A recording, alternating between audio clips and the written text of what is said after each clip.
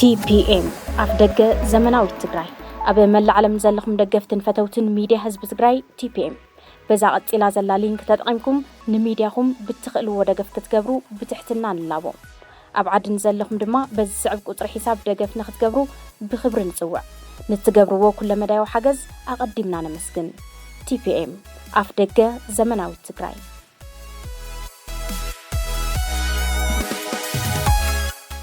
الشمبار ناي لما أنتي تراخيبنا لزلنا وانا علامة الدقسنا أوتيزم مأكل زدلو عوي قويا نعلت جنبت ثلاثة تدالي زلو عوي قويا بزعبو نمزتاي نا مبرهن مهابيو كم زفلت أوتيزم حمام ويكا ችግር ይኮናል ጊዜያዊ ጸገማት ክህሉ ወይ ኸሉዮም ናይ አእምሮ ውስንነት ኮይኑ ነገራት ብኻል መልክዕ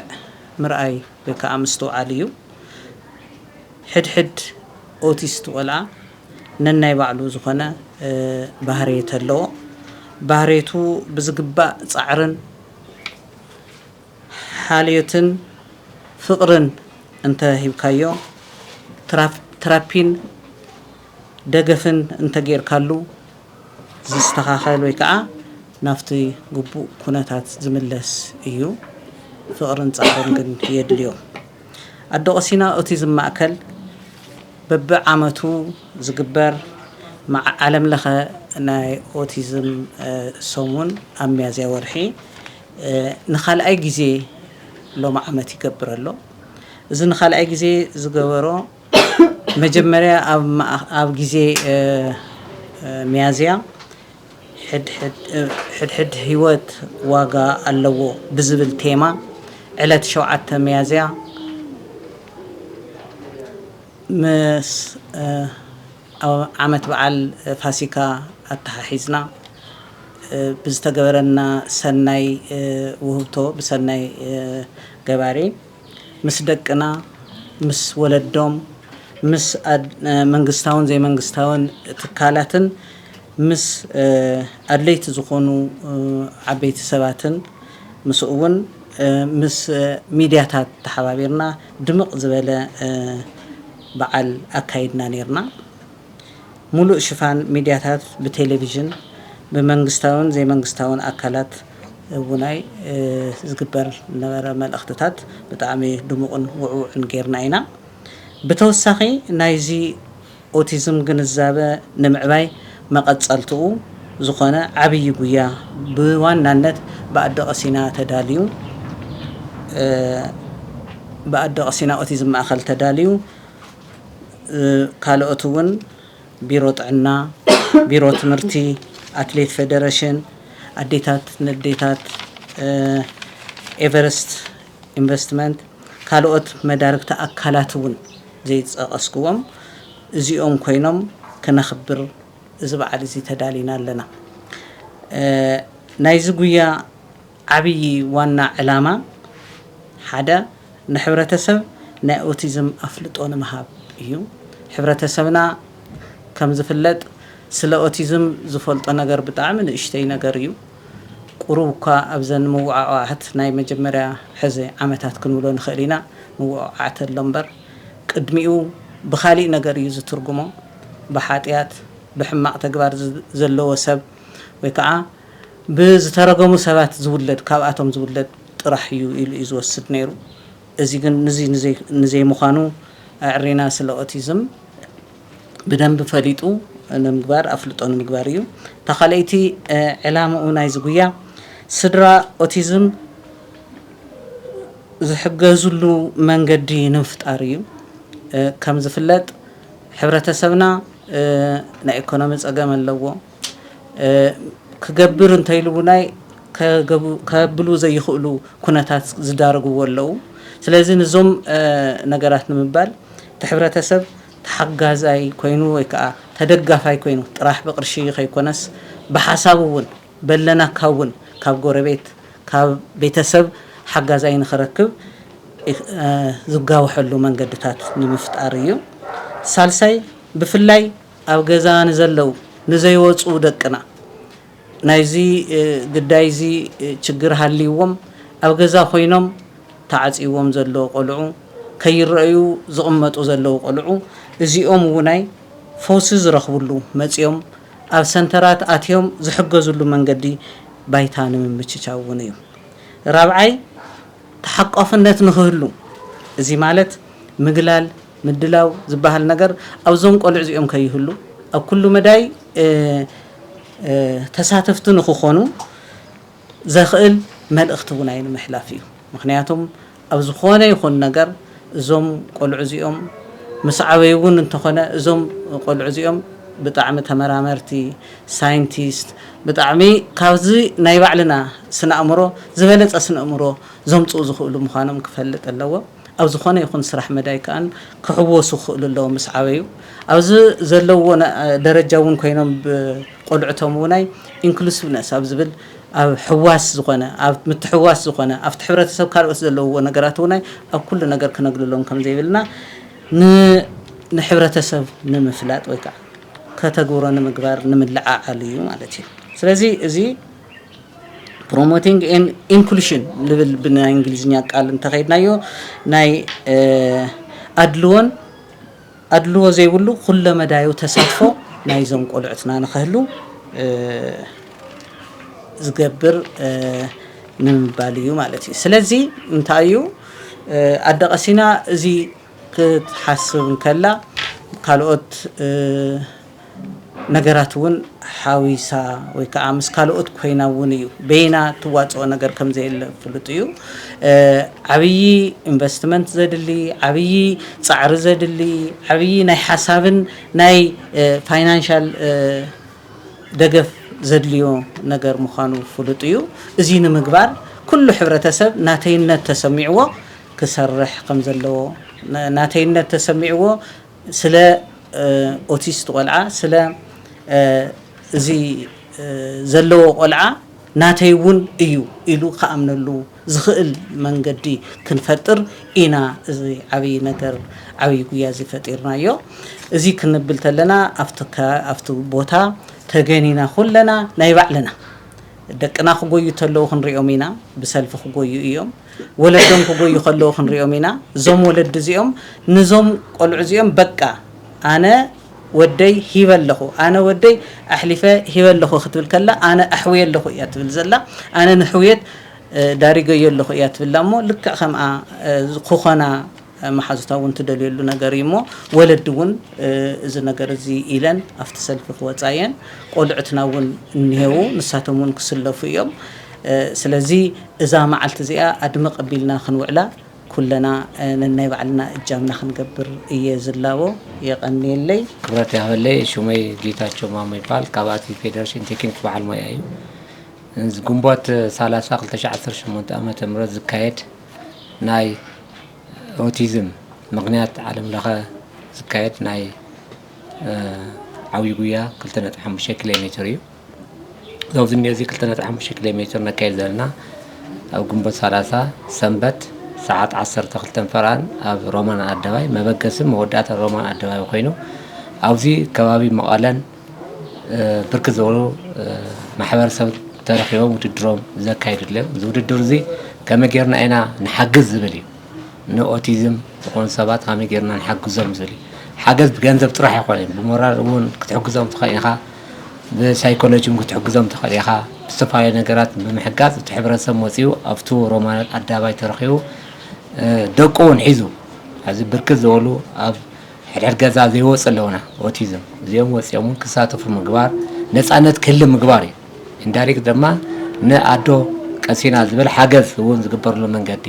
ኣብዚ ጉያ ከነካይድ ተለና ግን ኩሉ ቲሸርት ገዚኡ ዘሎ ቲሸርት ገዚኡ መፂኡ ክሳተፍ ምግባር እዩ ዋላ ቲሸርት ኣይግዛእ ቲሸርት ተወዲኡን መፂኡ ብኣካል ዝሳተፈሉ መንገዲ ምፍጣር እዩ ኣብዚ ዝሳተፈሉ መንገዲ እዩ እዚ ዕላማና እንታይ እዩ ሕድሕድ ኣዶ ሂወት ኣለዋ ዝብል መርህ ቃል እዩ እዚ መርህ ቃል ተኸቲልና መንግስታዊ ዘይመንግስታዊ ትካላት እውን ኣላይ ዝበሃል ናይ ፀጥታን ሓገዝ ክገብሩልና እውን በዚ እግረ መንገዲ ክላዎ ይደሊ እቲ ጉያ ዝካየደሉ ካብ ሮማን ኣደባባይ ናብ ሓውዜን ኣደባባይ ካብ ሓውዜን ኣደባባይ ንዓዲ ሓቂ ላይ ትራፊክ ካው ነካሳቴ ብራንዳ መቀል ቤተክርስቲያን አብራ ካሰል ጌርና ኢትዮጵያ ንግድ ባንክ ካብ ኢትዮጵያ ንግድና ሮማን አዳባይ ማለት እዚያ መወዳታ ዛው ዝኛ ኪሎ ሜትር 2.5 ኪሎ ሜትር ያ ዘን ነቲ ሕብረተሰብ ዝጎየሉ እዩ ኣብዚ ሕብረተሰብ ኤሊት አትሌታት ለውና ኤሊት አትሌት ባላይ እናሎም ዞም ፕሮጀክት አትሌቲክስ ክለና አለው እዚኦም መጽያው ድማ ልሳተፈሉ መንገዲ ክንፈጥሪና ኣብዚ ንኡዝ ብርክ ዘወልን ሽልማት ለው ንአካል ጉድኡን ተዳልዩ ንሕብረተሰቡን ተዳልዩ ንኦቲዝም አካል ጉዳት ዘለዎም ድማ ሽልማት ተዳልዩ ዘን ኣብዛው ዝኒአ እዚ ኩላትና መጽና ብሰዓትና ተራኺብና ጎይና ዘለና ፍቅሩን ናቶም ሓሳብ ሂብና ትጉያውን ቀጻላይ ክኾነሉ መንገዲ ባይታ ምፍጣሪ ሕዚ ሓደ ግዜ ጉያ ካይድና ዘይኾነስ ሕዚ 2.5 ኪሎ ሜትር ነካይለና ጽባሕ ንጎውን 10 ኪሎ ሜትር 5 ኪሎ ሜትር ልክዕ ከም አባ ፍሪማጦስ ዝዓበይ ጉያ ዝኾነሉ መንገዲ ባይታ ምፍጣሪ ዘን ኣብዚ ኩሉ ተዳልዩ አላይ ዝበሃል ናይ ጸጥታ ናይ ትራፊክን ናይ መንገዲ መዘገጃው ሬቱ ኮይኑ ዘን ኩላትና መቐለን ከባቢያን ዘሎ ሕብረተሰብ አትሌታት ሰንበት ሰዓት 12 ፈርኣን መጽዩ ሰውነቶ ዋዕዩ ናፍቲ ጉያ ዝሳተፈሉ መንገዲ ምፍጣሪ ነቶም ኦቲዝም ድማ 100 ሜትር ወይ 50 ሜትር ንወይሉ መንገዲ እንጆይመንት ዝገብሩሉ ለዛይል መንገዲውን ክፍጠር እሞ ኣብዚ ክንራኸብ የዝላው ክብረት ያበል ዶክተር ኮኸብ ሓጎስ ይባል ቢሮ ጥዕና መተሓባበር ሕክምና ተሃድሶ ኣብ ዝተረኺብና ዘለና እምበር ተሓባርነት ማእኸል ኦቲዝም ዓዲ ቆሲና ዝተዳለወ ናይ ጎደና ዓብይ ጉያ አሁን ንምስታፈን ብዛዕባ እቲ መድረኽ ነቲ መድረኽ ዘለና ሓገዝ ንምርኣይን ማለት ከም ትኽባል ፀንሐ እቲ ሰንበት ዕለት 30 ጉንበት 2018 ዝካየድ ናይ ጎደና ዓብይ ጉያ ዋና ዓላሙ ብዛዕባ ኦቲዝም ዘሎ ኣፍልጦ ከዓብን ምግባሪ ማለት እዩ እዚ ከም መበገሲ ዝኸውን ካብ ብምጋስ ሕብረተሰብ ኩሉ ዝምልከቶ ሰብ ኦቲዝም እንታይ እዩ ታይታ ምልክታት ኣለዎ ከመይ ክሕከም ዝኽእል ከመይ ክፍለጥ ዝኽእል ከመይ ክሕከም ዝኽእል ዝብል ነገር ከም መበገሲ ሓሳብ ወይ ከዓ ነቲ ብዛዕባ ኦቲዝም ንኽፈልጡ ዝደልዩ ሰባት ከም መበገሲ እዩ ኢልና ኢና ንሓስብ ማለት እዩ ያው ቢሮ ጥዕና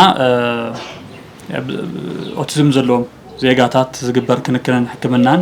ናብ ዝሓሸ ደረጃ ንኽበጽሕ ስራሕትና ስራሕ ይርከብ ከም በዓል ኣዲ ቆሲና ማእኸል ኦቲዝም ዝግበር ንጥፈት ከዓ ኣግዚና ኢና ንንእድ ነበረታትዕ ማለት እዩ ምክንያቱም ግልጋሎት ጥዕና ብመንግስቲ ጥራይ ዝሽፈን ኣይኮነን ብኩሉ ብመላእክቲ ኣካላት ዘይ መንግስታዊ ዝኾኑ ኣካላት እውን ዝሽፈን ስለ ዝኾነ ኣብዚ ሓገዝና ክነርኢ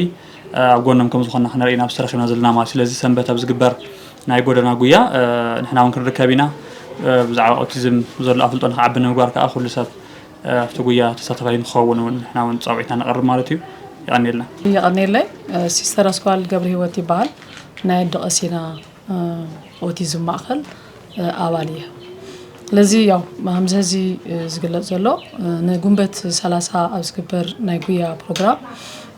አንሕና ምስ ኦቲዝም ሕድሕድ ህይወት ዋጋ ኣለዋ ብዝብል ቴማ ተታሒዙ ናይ ግንዛቤ ዕቤት ከፍ ክብል ክልዕል በተለይ ኣብ ትግራይ ናይ ኦቲዝም ማእኸል እንሂዮ እዩ ክንብል ኣይንኽእል ተን ኦቲዝም ማእኸል ታልየንደ ክሰፍሓ ተዘይለዋንለ ክስዕባ በተለይ ኣምቲ እንፈልጦ ኦቲዝም ማለት ምስማንም ወደይ ምስማንም ጓለይ ላብ ትምህርቲ ክኸደሉ ለይ ይኽእል ኢልካ እተሓስቦ ነዚኦም ንምስባር እዩ ለዚ ኦቲስት ቆልዓ እንድሕር ደኣ ኣዳሚፅናዮ ዓቕሚ ኣለዎ ክእለት ኣለዎ ፍልጠት ኣለዎ ስለዚ እዚ ኩሉ ሕብረተሰብ መንግስታውን ይኹን ዘይ መንግስታዊ ኣካል ነዚ ኩሉ ተረባሪቡ ሕብረተሰብ ኣቀፍ ዝኾነ ግንዛቤ ክህሊ ከምቱ ሕዚ ላተገለጸ ዝጸንሐ ኦቲዝም ማእኸላት ካብ ክልልና ውፅእ ኢልካ ተሓስብ ተለኻ ብዙሓት ናይ ኦቲዝም ማእኸላት ኣለዋ ስለዚ ላብ ዓድኻ ትምለስ ተለኻ ወይ ናብ ትግራይ ክንምለስ ተለና ግን ኦቲስት ቆልዑት ለየለው ድዮም ኮይኖም ካብ ዝብል እዩ እዚ ከምዚ ዓይነት ጉያ ተጎዩ ሕብረተሰብ ኣብ ገዝኡ ኮይኑ ዝኸኣለ ክጎይ ዘይኸኣለ ብሚድያ ክከታተል ኦቲስት ተባሂሉ ትለዓል ተሎ ወይ ናይ ኣእምሮ ውስንነት ተባሂሉ ክለዓል ተሎ ወይ ክንገር ተሎ ታይ ማለት እዩ ኦቲስት ተባሂሉ ኩሉ ልባው ለኾነ ፍቅርን ውሽጣው ለኾነ ስምዒትን ንክገብርን ንክህልዮን በተለይ ن أو جزاز زلو قلعت دمو خمينو تحلم زبل نجارينا يدقسينا عوي علامة ندو خمينو تحلا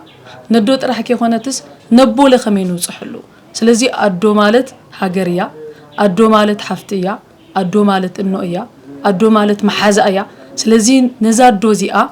ودا حزاديا كيف كتب زلوا وجزاء صراحة ديجا ديا وجزاء كيف كتب زلوا حزيلا ديا كتب زلوا سلزي نزوزني أو لباول خنا فقري هنا ياس أدو لا دام حزام ياس نود قصينا مأخل أوتيزم حزا كتمت كتحجز بيتسم مول دمو خمدو ناي جزا مسوس أيامو نزاد دوزي أخمين وصح لازم لنا جريو بتحر الدو دمو نتي أولادنا خمين وصحلو لك عخمت خالوت قلعت أو تمرتويت ويعيلو كمل سولو لخيل أفلت أو معواي أو زبلينا نزئيو سلازي خلنا نقومبت سلاسة نقوس عاد 10 فرقان أبرومانا تدواوي ما بقص تجيرو زنقويو قويا كي خنس أنا أبركي تأيه تاي ن حبرة سبي أفلت أو كليو بزعوا أوتيزم زبل نجر حزنا خلنا نمسا نجي ن أوتيست قول عتنا وصحلهم يلول يقرن لي كرتال قومبت سلاسة لقبر مدلاو قويا نعوير نسرحي كل حبرة سبنا جنزاب فتيرو أو أوتيزم كله لقبر تساتفا يكون والكأي يكون حبرة سبي يكون منقصها يكون زي منقصها أكار يكون كل سوق فلتو زي علامة زي السرفز كنت نقول تلا عنده هم متياش ده إحنا أتعيشنا يوم بي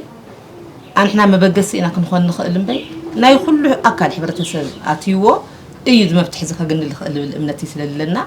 ناي مجمر يا نازي كل حبرة سوق فلتو أيخون دب مقال الدرجات راح ليخونس بكل الدرجة كل تفريطه ناتقرأ تبتصحي كنخون لنا كابلبل كل أكل فريطه ناي فلتو ناي جنزاب سرح مسفح مسرح لنا لنا تدالو جويايو زجويا زجن لسمعنا أكلات اللي يسمع أكلات لا كفلتو لا جبرنا كلنا تصاتف كنخون لنا أو جنب السلاسة جبر جويا علامة كلنا جوي تخيلنا تناي فلتو سرح تصاتف تخيلنا هنسرح لنا أي اللي توصل كل سنة تزرزرة بحسب زي أكلين TPM أفدق زمناوي تجراي أبي مل علم زلخم دقفتن فتوتن ميديا حزب تجراي TPM بزاقت إلى زلا لينك تدعمكم نميدياهم بتخلوا ودقفت تجبروا بتحتنا اللابو أبعد نزلخم دما بس صعب قطر حساب دقفنا تجبروا بخبر نسوع نتجبروا كل مدى وحجز أقدمنا نمسكن TPM أفدق زمناوي تجراي